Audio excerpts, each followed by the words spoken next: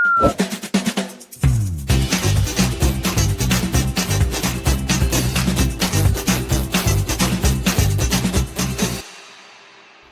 प्यारे बच्चों, तो रैपिड रिवीजन शुरू हो चुका है वन शॉट।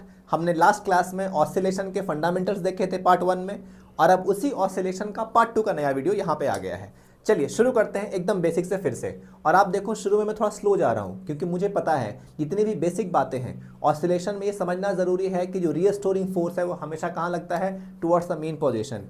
उसमें एक्सेलरेशन वेलोसिटी हमेशा क्या होता है, चेंज होता रहता है। इसीलिए कभी भी v is equal to u plus a t, s is equal to u t plus half a t square, या v square is u square plus 2s, ये सब इक्वेशन नहीं लगाना है क्योंकि ये सारे इक्वेशन कब यूज होते हैं, जब बेसिकली एक्सेलरेशन कांस्टेंट है, और यहाँ पर वो कांस्टेंट नहीं है। समझ में आ रहा है ना, याद है? चलो चुपचाप बाकी कोई भी मोबाइल का कोई और चैनल मत शुरू कर देना, कुछ और देखना मत शुरू करना, चुपचाप मेरे चैनल पे ही रहना।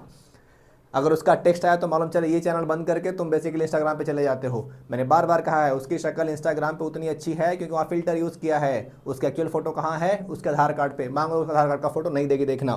खैर चलिए आइए अब समझना मेरी बात बेसिकली ऐसी है, एक बड़ा ध्यान समझना, और फिजिक्स में कैलकुलेशन का भी रोल उतना ही ज़रूरी है सवालों को आसान करने के लिए। Maximum velocity of a body, maximum velocity A omega, maximum velocity of a body in simple harmonic motion is 6.28। बहुत सारे बच्चे देख के परेशान हो जाएंगे, सर 6.28, अरे भाई कैलकुलेशन आसान करो ना। 6.28 का मतलब क्या है, 2 पाई, 3.14 का डबल है ये। So maximum velocity is this if the length of its path is 8 centimetre. But हमें तो पता है कि पाथ लेंथ कितना होता है, sir path length is 2 times of a. हमसे क्या पूछा है, फाइंड इट्स टाइम पीरियड। अरे भाई कितना ईजी है ये। सर मैक्सिमम वेलोसिटी दिया है ना, हाँ, बट मैक्सिमम वेलोसिटी कितना होता है, सर ए ओमेगा होता है। अब मैक्सिमम वेलोसिटी ए ओमेगा है, मैक्सिमम वेलोसिटी है कितना, अरे भाई 2 पाई सेंटीमीटर। देखो छोटी छोटी गलती करोगे ना तो पक्का गलत ऑप्शन आएगा।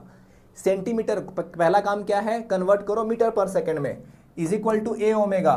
क्या एम्पलीट्यूड दिया हुआ है, अरे सर 2a है 8 सेंटीमीटर, तो ये कितना होगा सर 4 सेंटीमीटर। चलो यहाँ तो सेंटीमीटर को मीटर में नहीं कन्वर्ट करते तो भी काम चल जाता क्योंकि दोनों सेंटीमीटर में है, बट आदत डाल लो कन्वर्ट करने की। इंटू ओमेगा, बच्चा बोलेगा सर टाइम पीरियड चाहिए ना, ओमेगा से क्या काम चलेगा। ए भाई ओमेगा मतलब क्या, sir 2 pi by time period, that's all, हो गया, निकल गया आंसर, निकल जाएगा टाइम पीरियड यहाँ से। ये लो time period is equal to क्या, sir time period is equal to 4 seconds. था ना आसान सवाल, क्लियर है? चलो इसलिए फंडामेंटल पे पहले फोकस करते हैं, उसके बाद आते हैं डिफिकल्ट चीज़ों पे। Okay fine. अच्छा, रेफरेंस सर्कल मेथड, मैंने कहा था कि मैं बेसिकली आपको सवालों के थ्रू कॉन्सेप्ट समझाऊंगा, थ्योरी समझाऊंगा। एक क्वेश्चन देखना, बॉडी शुरू होती है मीन पोजीशन से और वो जाती है √3a/2 तक। पूछा है कि बताओ टाइम कितना लगेगा। इस क्वेश्चन को करने का दो तरीका है, एक तो बेसिकली मैं सिंपली मैथ्स यूज़ कर लूँ, x is equal to sin omega t. दूसरा है कि मैं आपको फेजर से एक्सप्लेन करो। बहुत सारे बच्चों को फेजर के कॉन्सेप्ट में परेशानी होती है, आपको नहीं होगी, सुनना। करना क्या है सर, हम बेसिकली फेजर से करते क्या है, सिंपल हार्मोनिक मोशन के सवालों को कन्वर्ट करते हैं सर्कुलर मोशन में। जैसे कि अगर मान लो ये बॉडी, अगर यहां से कोई बॉडी शुरू होती है, वो क्लॉकवाइज घूमती है कांस्टेंट ओमेगा से। ए भाई तो ये क्या हो गया सर, कांस्टेंट ओमेगा है, इसका मतलब है कि यूनिफॉर्म सर्कुलर मोशन है। और अगर यूनिफॉर्म सर्कुलर फिर क्या होगा, फिर यही रहने का, कहीं जाने का नहीं, ये है यूनिफॉर्म सर्कुलर मोशन। अब जैसे जैसे बॉडी सर्कल में घूम रही है, हमें करना क्या होता है सर, उसका शैडो लेना होता है। कहां पर शैडो लेना है सर, डायमीटर पर। तब जो इसका प्रोजेक्शन होता है वो बेसिकली सर्कुलर मोशन में है। अच्छा सर, बॉडी कहां से कहां गई है, मीन पोजीशन से लेकर एक ऐसे जगह पे जहां x की वैल्यू है √3a/2। तो ये बॉडी तो सिंपल हार्मोनिक मोशन में इतना गई है ना, तो सर्कुलर में कहां से कहां जाएगी सर, सर्कुलर में बेसिकली यहां से यहां जाएगी, यहां से यहां जाएगी। मतलब सर बेसिकली हमें ये एक फेजर मिल गया। और आपको पता है यहां से यहां जाने में समय कितना लगता है। एक बात बताओ, ये है √3/2, ये है बेसिकली a, तो ये वाला थीटा कितना होगा सर, थीटा साफ समझ में आ रहा है, यहां से निकाल लो कॉस थीटा। कैसे निकालोगे सर कॉस थीटा, अरे सर इस ट्रायंगल PQR में क्या दिया हुआ है, एडजेसेंट बाय हाइपोटेनस। हाँ, तो कॉस थीटा कितना होगा, ये √3a/2 divide by a, of course √3/2। Theta क्या होगा बताओ, 30, cos 30 इज इक्वल टू √3/2। ये 30 मतलब हमें यहां से शुरू करना है, हमेशा क्लॉकवाइज घूमना है फेजर्स में और शुरू करना है टॉप मोस्ट पॉइंट से। तो ऑलरेडी कितना चल चुका था ये, सर ये चल गया था, ये 30 हो गया, तो कितना हो गया 60। अब यूज क्या करना है sir, theta is equal to omega into t. क्योंकि हम क्या कर रहे हैं, हम सिंपल हार्मोनिक मोशन के सवालों को कन्वर्ट कर रहे हैं यूनिफॉर्म सर्कुलर में।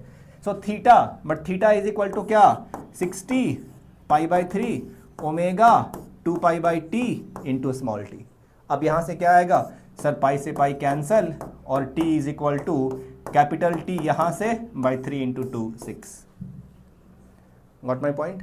मतलब मीन पोजीशन से √3/2 टाइम्स ऑफ एक्सट्रीम जाने में जो टाइम लगेगा वो क्या होगा, टाइम पीरियड बाय 6। कैसे सॉल्व किया, फेजर के हेल्प से। कैसे, हमने क्या माना, जब बॉडी यहां थी तो उसका शैडो मीन पोजीशन पे था, जब यहां पहुंच गई तब उसका शैडो बेसिकली √3/2 पे था। मतलब बॉडी को यहां से यहां जाने में टाइम कितना लगा, सर ये तो शैडो गया है ना, तो एक्चुअल बॉडी कहां से कहां गया है सर, इस जगह से इस जगह पे, ए से लेकर बी तक। तो ए से लेकर बी तक कैसे घूमा, कांस्टेंट ओमेगा से। अच्छा ओमेगा कांस्टेंट है, इसका मतलब है कि यूनिफॉर्म सर्कुलर मोशन है, और अगर यूनिफॉर्म सर्कुलर मोशन है तो ये तो पक्का है कि theta is omega T. Got my point. आइए, हाँ जी, एक और सवाल, 5 sin 20t प्लस π/3 है तो मैथमेटिकली भी सॉल्व हो जाएगा, बट हमें सॉल्व करना है किससे, फेजर से। 5 sin amplitude omega alpha, clear. अच्छा, फेजर से शुरू करना है ना, इस सवाल को समझना है फेजर से। सर क्या बॉडी मीन से शुरू हुई, नहीं शुरू हुई, क्यों सर, इसमें इनिशियल एंगल दिया हुआ है कुछ ना कुछ। सर कितना है इनिशियल एंगल, सर π/3 है। चलो फिर π/3 ऑलरेडी यहां से शुरू हो रहा है, शुरू से कितना चल चुका था सर π/3। सर ये है प्लस ए, ये है माइनस ए। फेजर से करना है, फेजर से। हाँ जी, पहला part, when does the particle first come to rest. ऐसा कब होगा पहली बार इन 17-18 सालों में कि ये बॉडी पहली बार रेस्ट पे आएगा। अरे भाई, तो कोई भी बॉडी पहली बार रेस्ट पे कब आती है सर, पहली बार आती है बेसिकली कहाँ, एक्सट्रीम पोजीशन पे। मतलब यहां से यहां आने में टाइम कितना लगेगा। अरे भाई, अगर यहां से यहां आना है, 60 ऑलरेडी चल चुकी होती है, तो और कितना चलना है उसे, π/6। और अगर π/6, इसका मतलब क्या है, when does the particle first come to rest, तो कितना घूमना है, theta is equal to omega into t. थीटा कितना चलना है बोलो, π/6। अरे बोलो ना, कैसे बोलोगे, π/6 omega, omega is 2π/t into t, pi से पाई कैंसल, टाइम निकल गया, बोलो ना। Second, when does the particle first has maximum speed. पहली बार मैक्सिमम स्पीड कहां आएगा, जब यहां से घूम के यहां आएगा तब ना। बच्चा बोलेगा सर आपको कैसे पता कि यहां आएगा तो मैक्सिमम स्पीड होगा, जब यहां रहेगा तो उसका शैडो यहां होगा। मैक्सिमम स्पीड कहां होता है, मीन पर। तो घूमना कितना है, ये है 30 और ये 90, यहां से लेकर यहां तक, 30 + 90 120। तो सेकंड में फिर से वही formula, theta is equal to omega t, बस थीटा के जगह पे 120 को कैसे कन्वर्ट करते हैं रेडियन में, हमेशा एंगल रेडियन में, इज इक्वल टू क्या, 2π/T इंटू स्मॉल टी। देखा, मतलब कॉम्प्लिकेटेड मैथमेटिकल इक्वेशन को हमने आसान कर दिया एक फॉर्मूला लिख के, theta is equal to omega t. बस किया क्या, हर सिंपल हार्मोनिक मोशन के सवाल को हमने कन्वर्ट कर दिया किसमें सर, सर्कुलर मोशन में।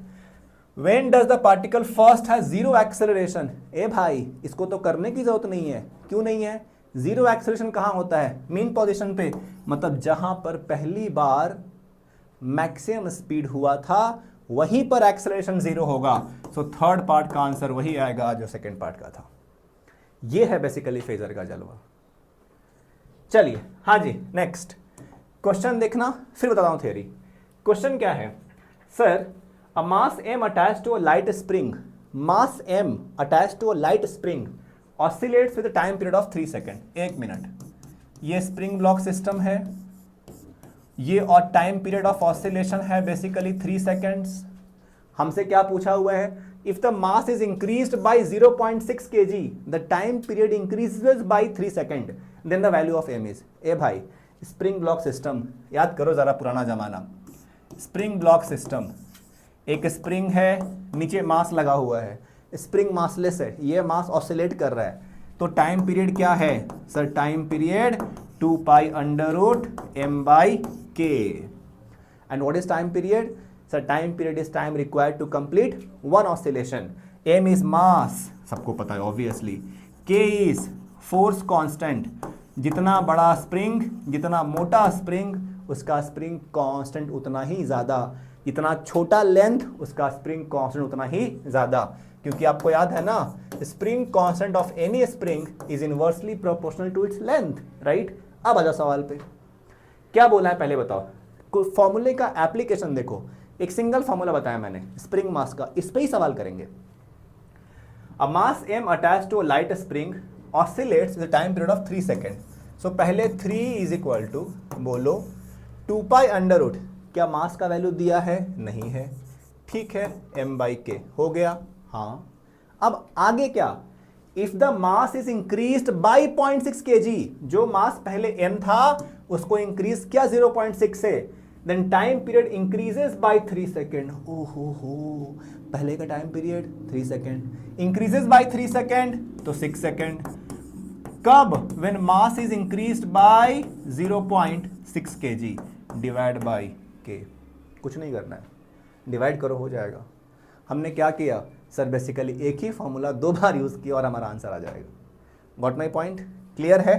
चलिए, हाँ जी, series combination of spring parallel combination solve के थ्रू। 1 मिनट सर, सीरीज कॉम्बिनेशन सबको पता है कि सीरीज कॉम्बिनेशन है, सबको पता है कि सर ये पैरेलल कॉम्बिनेशन है।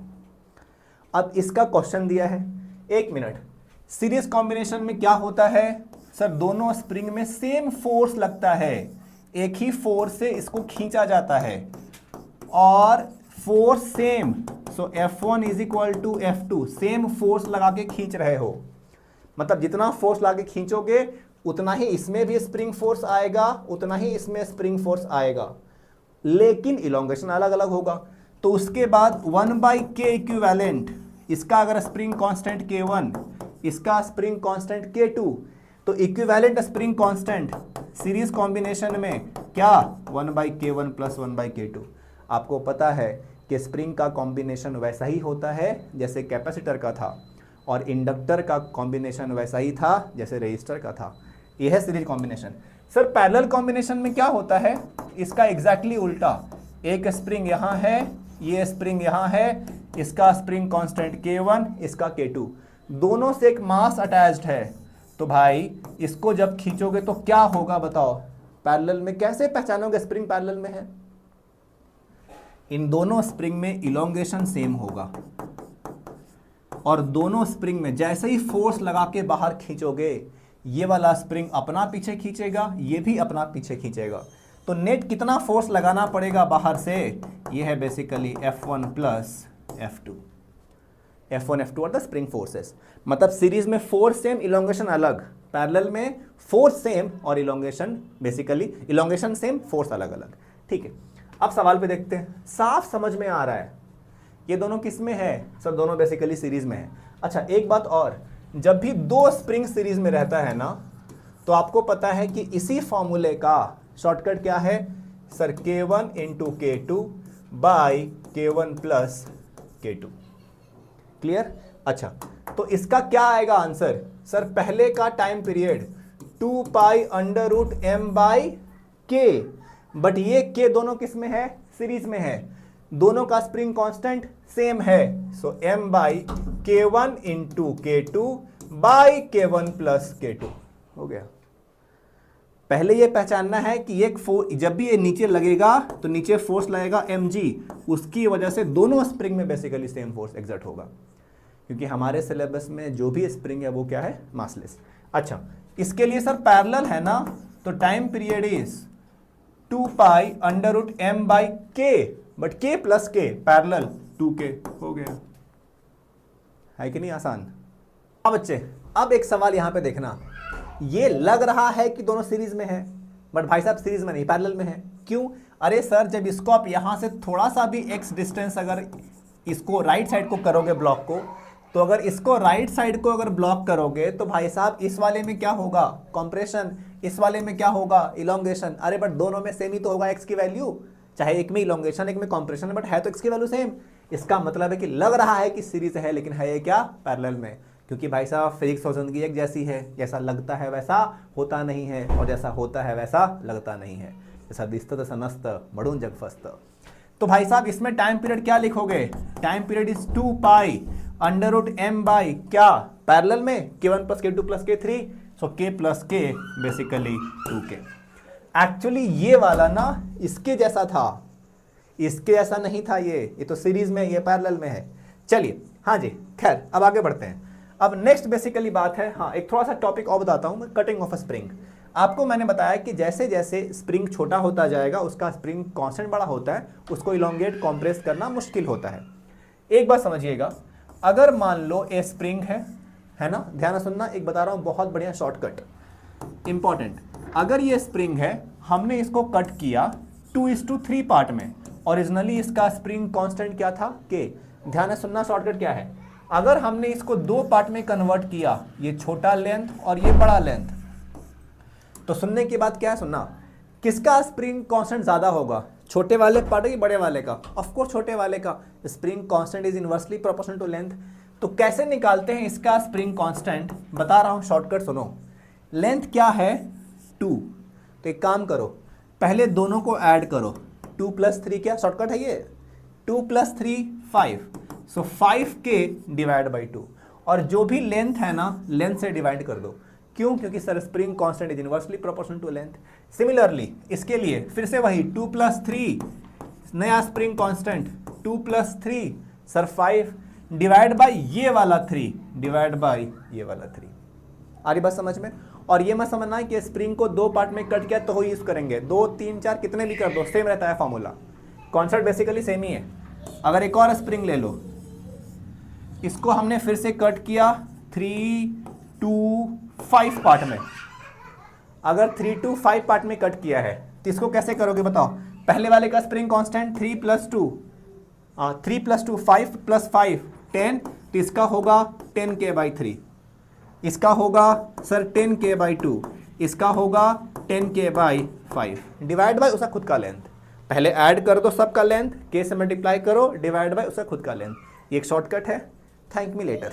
ओके हाँ जी, कह रहा है कि if cut in the ratio 2/3, एक स्प्रिंग है उसको 2:3 पार्ट में कट कर दिया and connected to the smaller part, then find नया टाइम पीरियड। सवालों के थ्रू कॉन्सेप्ट समझता हूं। सर एक स्प्रिंग है, सर मास m है, स्प्रिंग कांस्टेंट सर k है, क्या है पहले का टाइम पीरियड, सर पहले का time period 2 pi under root m/k। अब क्या किया, इसी स्प्रिंग को 2/3 पार्ट में डिस्कनेक्ट कर दिया, यह है छोटा पार्ट, और फिर इस मास को इससे कनेक्ट कर दिया। तो पहली बात, 1 मिनट रुको जरा, सब्र करो, इसको कितने पार्ट में कट किया, सर 2:3 में किया ना, ये छोटा वाला पार्ट है ना, तो इसका स्प्रिंग कांस्टेंट क्या होगा सोचो, 2 + 3 5 डिवाइड बाई 2, अरे बोलो ना, सो 5/2 मतलब नया time period is 2 pi under root m/k, के मतलब 5k/2, दैट्स ऑल। प्रेम से बोलिए सिया बलरामचंद्र की, बोलो बोलो बोलो, सब कोई बोलो, क्लियर है। आइए नेक्स्ट, सिंपल पेंडुलम सबको पता है, time period is 2 pi under root l/g effective, frequency is 1 time period. 1 time period मतलब इसका एग्जैक्टली उल्टा। और मैं ऑनेस्टली बताऊं, ये टाइम पीरियड सिंपल पेंडुलम का सबको पता है, बस पता ये नहीं है कि जी इफेक्टिव का मीनिंग क्या है। अब ये जी इफेक्टिव का मीनिंग क्या है, मैं एग्जांपल से आपको समझाता हूं, प्लीज समझिएगा। एक क्वेश्चन से फिर वापस अपन आएंगे थ्योरी पे। कहानी बेसिकली ये है कि sir when a point of suspension of pendulum is moved vertically upward, मैंने तो सिंपल पेंडुलम एग्जांपल भी दिखाया तुम्हें, ये देखो जी इफेक्टिव कितना उस पे net acceleration due to gravity लग रहा है, प्लस साथ में कोई और अगर ऐड हो गया तो, जैसे कि सुनो, if when a point of suspension of pendulum is moved vertically upward with acceleration a, period of oscillation क्या होगा, 1 मिनट, टाइम पीरियड होता क्या है, रुको जरा, 2 pi under root m/g effective, यही ना। अब प्रॉब्लम क्या है, इस सिंपल पेंडुलम को ध्यान से समझना, इस सिंपल पेंडुलम को एक ऐसे लिफ्ट में रखा हुआ है जो लिफ्ट बेसिकली ऊपर जा रही है विथ एक्सेलरेशन a। यही तो बोला है ना इसने, when the point of suspension of pendulum is moved vertically upward with an acceleration a, तो नेट g इफेक्टिव क्या होगा, ये g नहीं g प्लस a होगा। बच्चा बोलेगा सर ऐसे कैसे g प्लस a हो जाएगा। ए भाई, जब ऊपर जाएगा लिफ्ट तो पहले से mg लग रहा था, बट आपको मालूम है जब भी लिफ्ट ऊपर जाती है तो नीचे सूडो फोर्स लगता है, तो और सूडो फोर्स हमेशा कहाँ होता है, एक्सेलरेशन के ऑपोजिट। जब इसी के ऊपर बैठ के देखोगे तो आप सूडो फोर्स नीचे लगेगा, क्योंकि सूडो फोर्स हमेशा नॉन इनर्शियल फ्रेम में लगता है। तो इसी से कुछ बेसिक्स, क्या बेसिक्स है कि pendulum is kept in A lift, अभी बताया, अगर लिफ्ट में रखी हो और इसके छत से पेंडुलम को बांध दिया जाए, स्प्रिंग ब्लॉक सिस्टम सॉरी, इस पेंडुलम को अगर बांध दिया जाए, और हो क्या रहा है जरा समझना मेरी बात, ये मैंने पेंडुलम करना है रे, इसको धागा बना लो, ये बेसिकली बॉब है, ये ऐसे ऑसिलेट कर रहा है, स्प्रिंग ब्लॉक सिस्टम थोड़ी है ये। अच्छा अब समझो सर, अगर ये लिफ्ट में एक पेंडुलम बांध दिया, लिफ्ट ऊपर एक्सेलेट हो रही है ए से, तो बोलो टाइम पीरियड क्या लिखोगे, 2 pi under root L by g effective. G effective कितना सर, जी प्लस ए। अगर इसी को नीचे भेज दिया जाए ए एक्सेलरेशन से, तो बोलो क्या होगा, ये सब शॉर्टकट है रे, time period is equal to 2 pi under root L by g minus a, effective g, क्योंकि आप सूडो फोर्स ऊपर लगेगा। अच्छा इसी का मान लो कि नीचे या ऊपर वेलोसिटी है कांस्टेंट। ए भाई, जब वेलोसिटी कांस्टेंट है इस लिफ्ट का, इसका मतलब है कि एक्सेलरेशन जीरो है, और अगर एक्सेलरेशन जीरो है तो टाइम पीरियड पे कोई फर्क नहीं पड़ेगा, 2 pi under root L by g ही रहेगा। बोलो हाँ, क्लियर है। अच्छा अगर मान लो कि इसी टाइम पीरियड में कुछ और एडिशनल क्वेश्चन आ गए, जैसे कि सर अगर ये सिंपल पेंडुलम ऐसे ऑसिलेट हो रहा है, हमें मालूम है कि sir time period is 2 pi under root L by sir g effective बताया है। कई बार सवाल आता है परसेंटेज वाला, सुनो मेरी बात ध्यान से, ये बच्चे पर्टिकुलरली नीट वाले और सीईटी वाले बहुत गलती करते हैं इसमें। सवाल है परसेंटेज वाला, मान लो कि ऐसा बोला कि लेंथ ऑफ पेंडुलम, सुनो, if length of pendulum is increased by 20% then what will be the percentage change in time period. फिर से क्या क्या क्या क्या बोला मैंने, if length of pendulum is increased by 20% then what will be the percentage change in time period. एक minute, पहले लेंथ कितना L, तो जब पहले का लेंथ L तो टाइम पीरियड कितना 2 pi under root L by g. तो यहां क्या है 2 pi under root L by g, ये पहले का टाइम पीरियड, बट बोला क्या, लेंथ को 20% से बढ़ाया, तो नया लेंथ क्या होगा, पुराना length plus 20 by 100 into L ना, यही तो होता है 20% मतलब 20 बाई 100। ये कितना आएगा बताओ, ये आएगा बेसिकली 1.2 टाइम्स ऑफ एल। तो नया टाइम पीरियड क्या होगा, तो पहले का है, सो बाद का time period 2 pi under root 1.2 l by g. ए भाई, ये तो पहले का टाइम पीरियड है, ये बाद का टाइम पीरियड है। आप मुझे बताइए कैसे निकालते हैं परसेंटेज चेंज। कई बार आया हुआ है, मैं तुम्हें क्या बताऊं, परसेंटेज चेंज फिर कैसे निकालते हैं sir, percentage change is equal to final minus initial by initial into 100। So final T2 minus T1 by T1 basically into 100। अब मैं पूरा सॉल्व नहीं कर सकता क्योंकि टाइम की हमारे पास कमी है, बट जरा देखो ना, ये क्वेश्चन को देखो, क्या लग रहा है, कौन सा क्वेश्चन, देखो यही वाला था, सेम का सेम क्वेश्चन है जो हमने सॉल्व किया अभी, है कि नहीं। अच्छा तो एक क्वेश्चन और लेते हैं सिंपल पेंडुलम से भी, 2 pi under root L by g effective, ये है time period. The period of a simple pendulum gets doubled. क्या पूछा हमसे, सर टाइम पीरियड को डबल करना है। अच्छा जी, 2 pi under root L by g ये होता है टाइम पीरियड। अरे सर इसको डबल करना है, जब इसको डबल करना है इसका मतलब है कि लेंथ को 4 टाइम्स करना होगा। अरे बाबा रूट के अंदर है, तो root of 4 times is basically 2 times. तो length is doubled, no length is made 4 times, है कि नहीं। सब सीईटी के सवाल हैं भाई, प्रीवियस ईयर के। चलिए, a simple pendulum of length L1 has a time period T1 and another pendulum of length L2 has a time period T2, then the time period of pendulum of length L1 minus L2 is। एक minute रुको, गहरी सांस लो, बाबा रामदेव भी कहते हैं करने से होता है। So time period T1 is equal to 2 pi under root L1 by g. जिसका लेंथ धागे का L2 है उसका time period 2 pi under root L2 by g. हमसे क्या पूछा, एक ऐसे धागे का लेंथ जिसका length 2 pi into under root बोलो L1 माइनस L2 बाई जी है। ए भाई, तो इसको हम इन दोनों के टर्म्स में कैसे लिख सकते हैं? कुछ नहीं करो, दोनों को स्क्वायर करो और माइनस कर दो। अरे स्क्वायर करोगे तभी तो यहां से L1 मिलेगा, स्क्वायर करोगे इसको तभी तो L2 मिलेगा, रूट हटेगा। और फिर L1 माइनस L2 करना है तो क्या करोगे, L1 माइनस L2 तभी करेगा। इसका मतलब है कि थर्ड ऑप्शन है। नहीं समझा? चलेगा सन्नाटे में? स्क्वायर करो, स्क्वायर करके सब्ट्रैक्ट करो, वही आंसर मिल जाएगा तुम्हें, देखना। अच्छा, इसमें एक जरूरी बात मुझे और समझानी है, वो है ये वाला। एक शॉर्टकट बताता हूं। कहानी ऐसी है कि एक सिंपल पेंडुलम है, ये बेसिकली ऑसिलेट कर रहा है, ये बॉब है, बॉब का मास m है। आपको पता है कि इसका टाइम पीरियड हमेशा क्या होता है, 2 pi under root L by g. भाई साहब इतनी बार रिपीट कर दिया हूं ना कि तुम्हारे सपने में आएगा आज ये जी इफेक्टिव। ठीक है, सॉरी लिख दिया। एक बात समझना, ये बॉब है ना, बॉब का खुद का डेंसिटी मान लो रो एस, और इसको ना इस सिंपल पेंडुलम को एक लिक्विड में डाला हुआ है और इस लिक्विड का डेंसिटी है रो एल, और अब ये बेसिकली ऑसिलेट कर रहा है। कुछ बेसिक बातें और बता दूं, मैं बहुत डिटेल जा नहीं सकता क्योंकि रिवीजन सीरीज है, वीडियो लंबा होने का डर है, बट कुछ बातें और सुनो। लेकिन ये जो टाइम पीरियड है ना सिंपल पेंडुलम का, ना तो बॉब के मास पे डिपेंड करता है, ना तो ये बेसिकली बॉब हॉलो है कि सॉलिड है उस पर डिपेंड करता है। इन चीज़ों पे डिपेंड ही नहीं करता क्योंकि ऑफकोर्स फॉर्मूला में मास नहीं है।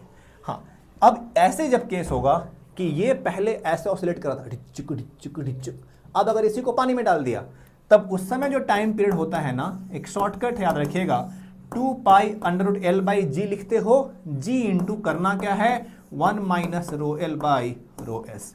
ये फॉर्मूला याद रखिएगा, 1 minus rho l by rho s. तो आई थिंक सिंपल पेंडुलम हमारा खत्म होता है। Thank you. नेक्स्ट पार्ट एक और करेंगे जिसमें हम और बेसिक बातें करेंगे इसमें रिवीजन की, इस चैप्टर की। Thank you.